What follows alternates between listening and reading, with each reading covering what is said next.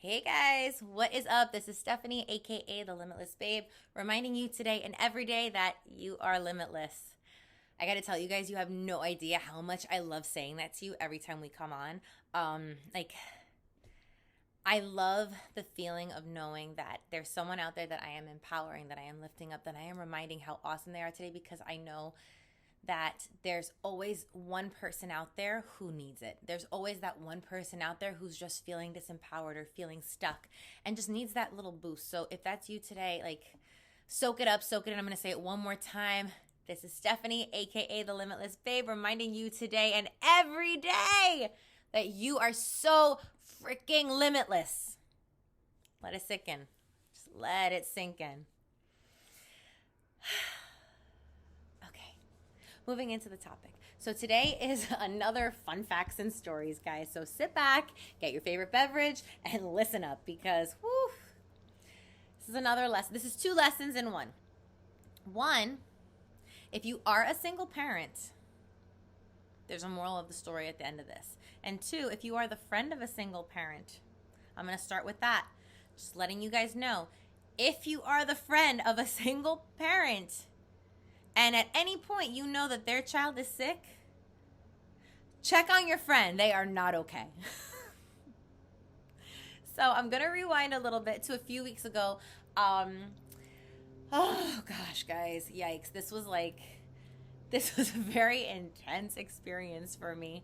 And I'm sure it was also very intense for my daughter. But woo,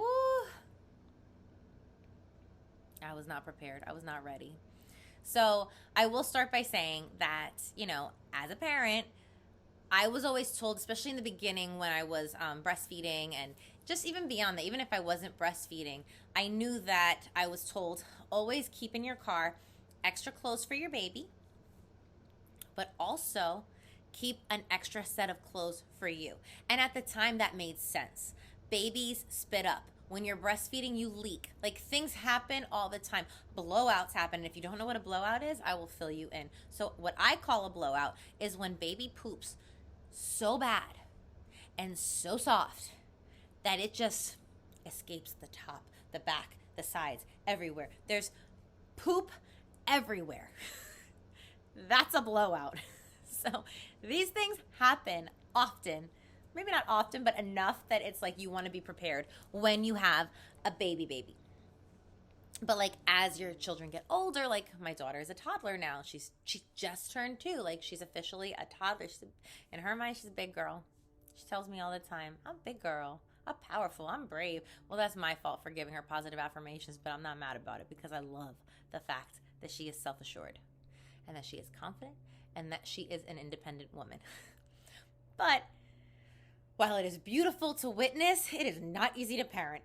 Rewinding, though, to the topic. So, being prepared and making sure that you have clothes for yourself. Yeah, so a few weeks ago, it's weird. She was fine, right? Throughout the day, we were home. She was fine. She was playing. She was her happy, jolly self. No problem. I decided to take her to the park for a little bit, probably around 5 o'clock.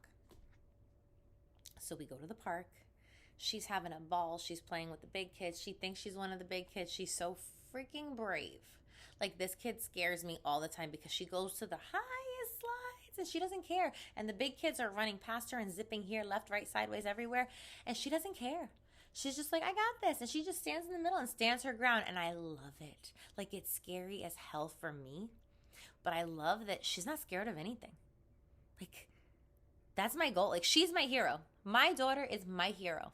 She's not scared of anything. So anyway, she's playing. She's having a great time. And eventually I realized, okay, it's getting kind of late. Let's go home. Well, not go home. Let's go get something to eat because I had to run one more quick errand before we went home. So I took her. My baby is my baby. She's definitely my daughter. She loves pizza. I love pizza. She loves pizza. So I took her to the local pizza spot, and when we left the park, I already noticed for some reason her nose was like a waterfall. She was just running, but she didn't care. She literally just went like that and kept going. And so I chalked it up okay, well, you know what? I'm having really bad allergies. Maybe she's having allergies. allergies, which, long story short, yes. I mean, in the long run, yes, she is having allergies, seasonal allergies, which, gosh, guys, this year has been rough. If you know, you know. If you don't, good for you. But anyway, so I noticed that when I picked her up and we left the park. So whatever. I mean, I didn't think too much of it because I just figured, oh, whatever. It's just that we were outside and she's having allergies. No problem. Took her to the pizza place and I ordered our food and we sit down and I pulled out her little flashcards and she was playing absolutely fine. We went through all the flashcards. She said what each and every one of them was. She was having such a good time. She got bored with that. Then we put on Elmo's World on my phone and she literally like leaned back into my chest and watched Elmo's World and I fed her pizza. And she was happy as anything, right? Oh, sorry, I thought that was the moon, but no, it was just the reflection of the lights. Happy as anything. So I didn't think anything of it. But then like she got real aggressive and pushed my hand away and said, no. But it was weird. Like, you know, like if you're a parent, you know your kid. And I just knew like that was weird. That was not like how she usually is. Usually she'll just say, all done. Or like, no, she just usually says all done. And then I say, are you sure? She says, I sure. She's funny as hell, guys. Oh. Like, I wish each and every one of you could meet her because she's just awesome and so fun. But in any event, I knew something was off, right? And remember, she's leaning back into my chest and I'm feeding her. And so I'm like, babe, you okay? You all right? And I went and I like flipped her and I held her like this to look at her just so I could see her face because I knew something was off. Oh my God. The second that I turned her around, it was just like, it was like The Exorcist. Like she just projectile vomited all over me from the neck, like from the neck to my sneakers. I was just covered. And I just remember standing there holding her thinking, what just happened? And beyond that, what do I do next? Like, I mean, thank God that's never happened. Like the most nasty thing, like even when she was a baby and I was prepared for it, like she barely ever spit up. Like she was pretty good, right? Like it was only a rare occasion that she ever spit up. One time she puked in my mouth because stupid me held her up after she ate, but like live and learn, right? But even that, it was disgusting. It was nasty, but I was home and able to clean up easily. But this was out with no change of clothes. And it was just literally, guys, all over. I was drenched. I was drenched. The floor was drenched. And ironically enough, she had maybe like a little tiny bit here and a little tiny bit here. Barely touched her. But she was upset. And I understand. I completely understand because when you're sick and you don't feel well, like, especially as a toddler, I can't even imagine, like, they don't understand what's happening. They don't understand what they're feeling. They don't have that emotional intelligence yet to grasp, like, oh, well, this is just my body's way of releasing whatever is toxic inside me or whatever bug I'm fighting or virus. Like, they don't understand that. They just know that this is, like, traumatic and crazy and uncomfortable. And, you know, like, I can understand her being distressed about it. But here I am standing like, oh my God, what do I do now? We're not home. And of course, you know, moms and dads, like we have our little bag, right? But in that bag, I had diapers, I had wipes, I had Desitin, I had extra food just in case for whatever reason she didn't want to eat what we were eating. I had snacks. I had extra clothes for her. I had extra shoes for her. I had her flashcards and like a toy to entertain her, but there was nothing for me. Oh God.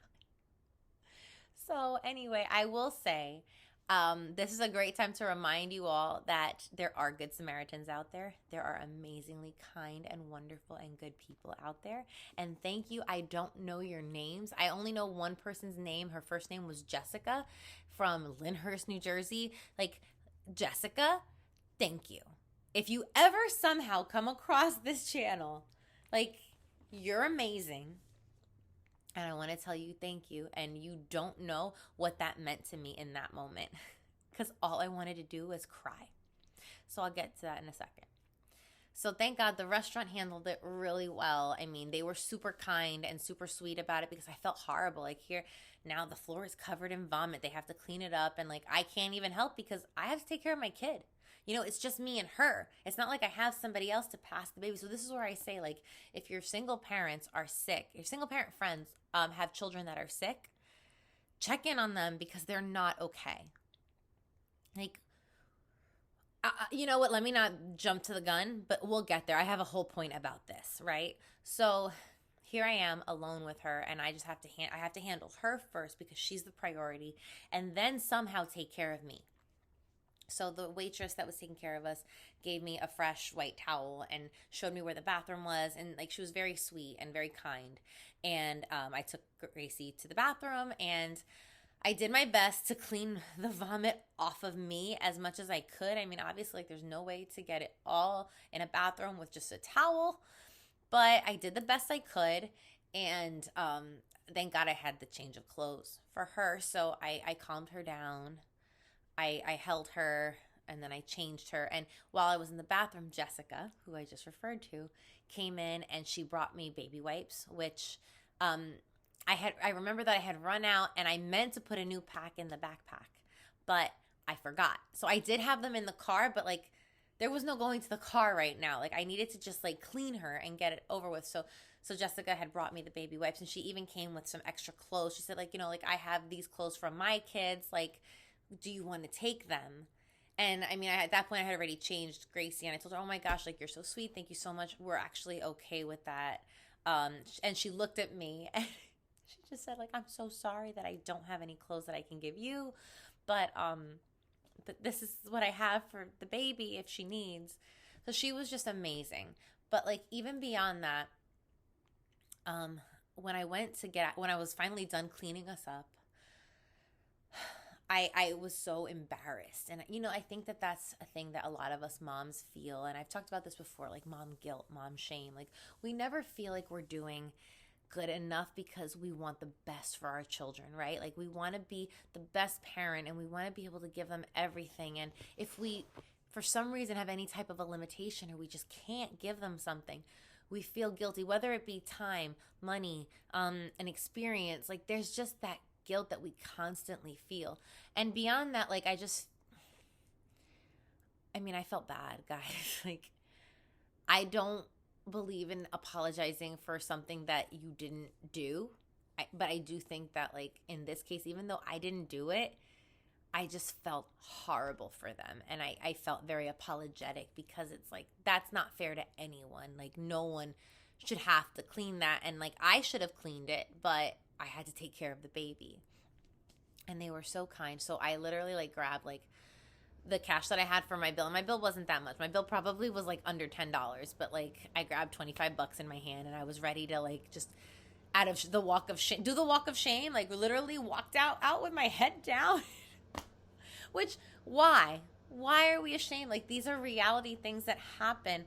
But again, that just goes to this whole feeling of like mom guilt that we have to overcome and we have to rise above because like this is life, okay? We're doing the best that we can. And it's not intentional. But here I am, like, oh my gosh. So I walk up to the waitress and she said, I'm so sorry. Here's the money for my bill and a little extra for you guys. And she stopped me and she said, no. Jessica took care of it for you. And I wanted to cry. Like, I wanted to cry for so many reasons, but like primarily just because like it's easy, especially when we hear all the horrible things that go on in the world, it's easy to think that the world is a bad place or that people just don't care and there's no kindness left. And when something like that happens and like strangers, a complete stranger takes care of you, and she had already left, like that's the thing too, like I wanted to so badly say thank you to her, but when I asked, I said, is she still here? Like they said no, that she already left. Like she didn't even want anything in return or do it because she wanted the validation or the appreciation. She just did it because she wanted to help out another mom. And like that's beautiful. Like I wish that I knew who you were. And I wish I could tell you thank you in person. I wish I could take you out to dinner and say thank you and thank you and thank you. But I just hope that you feel what I'm sending your way vibrationally, like just the gratitude. And I hope that someone does an act of kindness for you to make up for what you did for me. Thank you. So that was one act of kindness, but it doesn't even end there. So like that happened and I was just like in shock and so grateful. And I was looking to see if she was still there. And while I was looking to see if she was still there, another woman, she's actually the first woman that came up to me. So when I was holding the baby, she came up because she thought Gracie was choking. So she ran over to me and said, "Oh my God, is she okay?" And I said, "Yes, but I'm not." Because she saw me just like covered. So she had gone to her car and gotten a shirt for me. She said to me, I checked. I don't have any pants to give you, but here's a clean shirt and you can keep it. Don't worry about it. And like even that was just like the most beautiful, like helpful thing, because I won't lie to you guys. Like, yes, obviously my priority is my daughter, but then there's also that feeling like you have to think when something like that happens, when anything happens, when you have kids, like you have to think quick on your feet. Like, okay, how is everything going to pan out? How is everything going to work? Like you have to look at the big picture very quickly. And that's something that unless you're a parent, I feel like you don't usually have to exercise that muscle. So when all this was happening, yes, of course, I'm trying to figure out like, okay, what's happening with my baby? Why is she sick? How can I clean her up? How can I clean me up? But then there was that thought of, I don't want to sit in my car like this. Like you can't take seatbelts out of your car and wash them. And I already knew because I was drenched. If I put my seatbelt on, my car was forever going to smell like vomit. And I didn't want that. So like, her giving me that shirt was everything because at least I knew that was one help, right? And yes, my pants were still drenched, but thank God I did have, like, I keep a blanket in the car for the baby so that when she falls asleep, I can kind of nestle her and tuck her in. So I took her blanket and I put it like around my waist and over my lap so that way, like when I put the seatbelt, it didn't touch at all. So my car does not stink. Great news for me, right?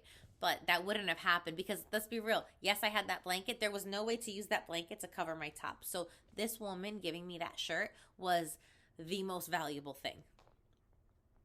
Like that was incredible. And it's not, and the thing that sucks is there was actually like a TJ Maxx right there. So I could have technically gone in, but who wants to walk into a store covered in vomit? Not me. I wasn't going to do it. So anyway, moving on with the story, the horrific tale of the projectile vomit. So we get home, and I will say, like, in the car, she fell asleep. So she calmed down. She seemed to be doing better. She fell asleep, but when I had to take her out of the car, she woke up. And when she woke up, she was, like, on a whole other level. Because now imagine, she didn't throw up for no reason, right? Clearly, and when I felt her, she was very warm. There was something bothering her. Like, I could already tell from the way that she was behaving and the way that she was moving her body, her stomach was upset, very visibly upset. And as soon as we got home, I took her temperature first. I didn't want to give her a bath first because I didn't want the bath to affect the temperature because that can happen. Like, that can cool off a fever. So I immediately took her temperature. Now, mind you, I came home covered in vomit. But this is where I say, check on your single parent friends because they are not okay. Keep in mind that in a traditional home, in a traditional family, you have mommy and daddy.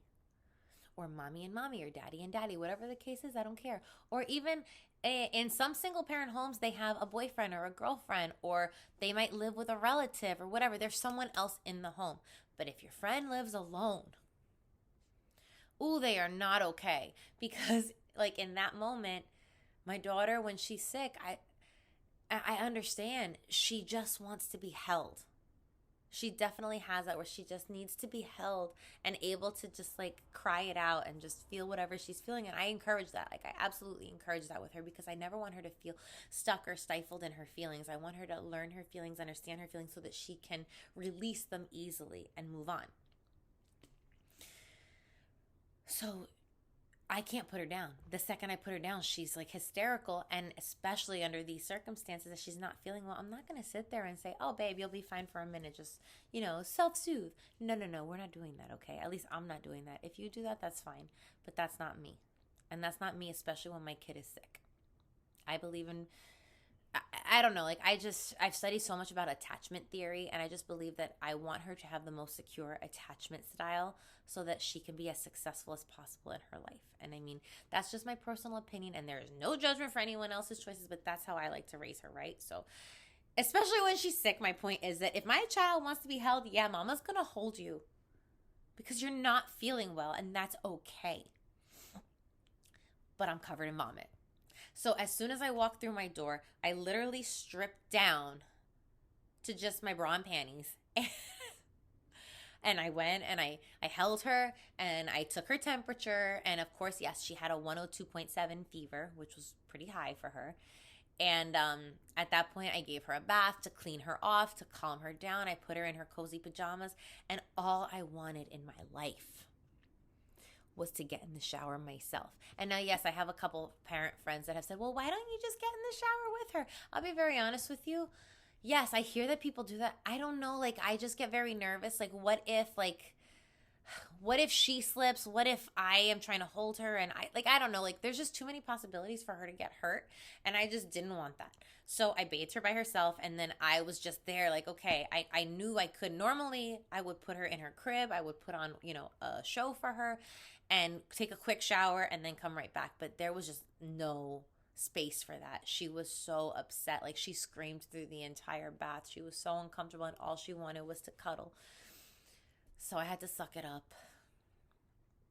And this is gross. I had to just go grab the baggiest sweatpants and sweatshirt that I could find so that I wouldn't feel too disgusting. And I put them on over my vomit. And I laid with my daughter for 4 hours until she fell asleep, smelling myself, smelling the vomit, and just cringing inside that all I wanted to do was take a bath, but also all I wanted for her was to feel better. So like I had put like one of those Be Cool patches on her to reduce her fever, and I kept giving her water to try to like hydrate her and keep her cool and calm. But it was awful, guys. It was awful. And like, I think that if you aren't in the position of being a single only parent in a home with a child, especially a young child, then I think that you might take for granted what we go through and not think, like, I can't imagine, like, I'll be honest with you, if I wasn't in my shoes, I don't think I would think of that, right? Like, that's hard. The simple thing, like, the simple act of just being able to say, can you hold my baby for 5 minutes so I can take a shower? It's huge, and it's so difficult. And like I'm I'm saying this with all humility, but like the single parents that are doing it alone, like, shit. Pardon my language. Y'all are the real MVP. We are the real MVP. Like, we are the superheroes, because sometimes I'm going through situations with her and I even wonder to myself, like, how am I even doing this right now? Like, but it's that love that we have for our children that just like busts through the impossibility and the difficulty and whatever we're facing. And it's just like, no, like, this is for my kid. This is what I have to do for my kid. So yeah, if you are the friend of a single parent that has a young child that is ever sick, check in on them. They are not okay. And they might tell you they're okay. But if you're cool enough with them, say, hey, can I come over and hold the baby so you can take care of yourself for 5 minutes?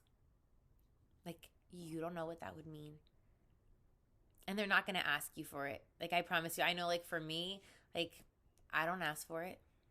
Now, if somebody were to call me and say, hey, like, can I help you with this? Can I come over? Can I do this? I would not say no. But I'm also not going to ask for it.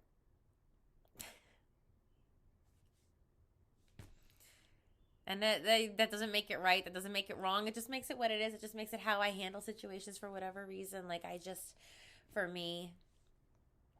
But I would only accept the offer from, like, a really close friend. Like, someone that, like a best friend. Like, someone that I really just feel that close with. That I could honestly say, yeah, like, I really need you right now. So that's lesson number 1. Lesson number 1 is, for the friends of the single parents with young children, especially if they are sick. Check in on your friend. They're not okay. Lesson number 2 is for that single parent. Girl or boy, whatever this is, keep an extra pair of clothes for you in your car at all times. And what's funny, and I think about this in thinking about even this video and the last video that I made about going to the bathroom before you leave, here I am giving you guys this great bit of advice, which is super valuable. Now ask me if I still get in the car without going to the bathroom, if I actually have taken the time to put a pair of clothes in my car. Like, no, I'm not taking my own advice, and I don't know why. So you know what? Tomorrow I am going to take action and put a fresh pair of clothes in my trunk just so that I always have them there. And I will get better with going to the bathroom before I leave the house. But priorities, right? Like, my priorities right now are her. Everything is about her. Everything is about making sure that she's good and we're good and our home is good. And I mean, as she gets older, I'll be able to refocus and do that. And yes, it's super important for me to recharge my battery. And that's the thing too. Like, I have to focus on the ways that I can recharge my battery. And I guess I'm not thinking about those two things, which is why I guess I point them out for you in hopes that you will heed my warnings, because I've got so much other stuff on my plate. But if you have time and if you can remember, go to the bathroom before you get in the car, and always keep a clean set of clothes in the car, just in case. You'll thank me later. And if I ever choose to take my own advice, I'll thank me later too. So that's all I've got for you guys today.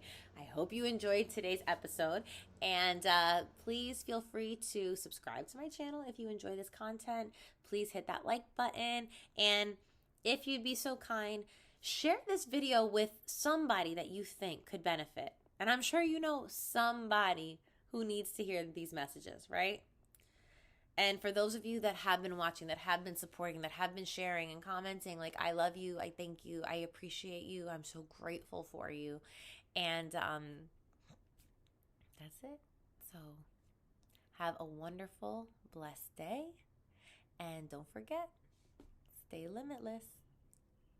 Love you guys. Bye.